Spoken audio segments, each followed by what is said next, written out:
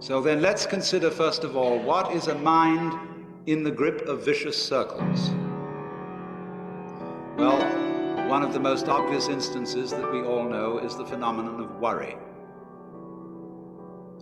The doctor tells you that you have to have an operation. And that has been set up so that automatically everybody worries about it. But since worrying takes away your appetite and your sleep, it's not good for you. But you can't stop worrying, and therefore you get additionally worried that you are worrying. And then, furthermore, because that is quite absurd, and you are mad at yourself because you do it, you are worried because you worry because you worry. That is a vicious circle. So now, can you allow your mind to be quiet?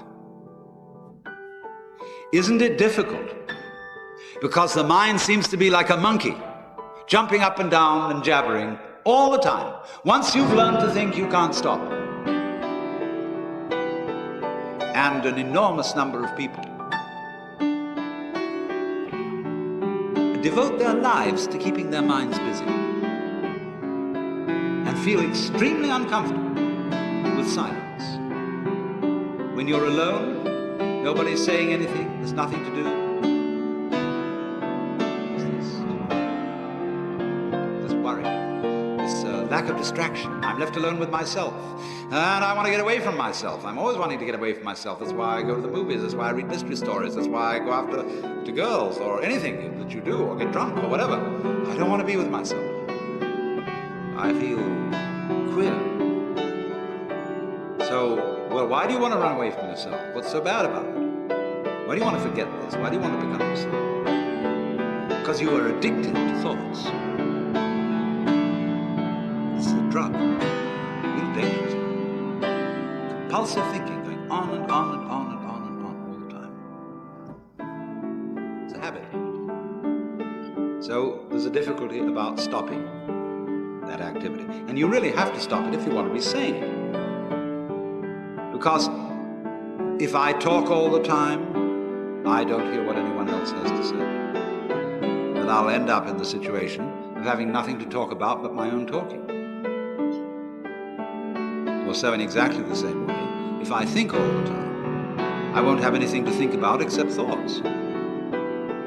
So in order to have something to think about, there are times when you simply must stop thinking. Well, how do you do that? The first rule is don't try to. Because if you do, you will be like someone trying to make rough water smooth with a flat iron. And all that will do will stir it up. So in the same way as a muddy, turbulent pool quiets itself when left alone, you have to know how to leave your mind alone. It will quiet itself.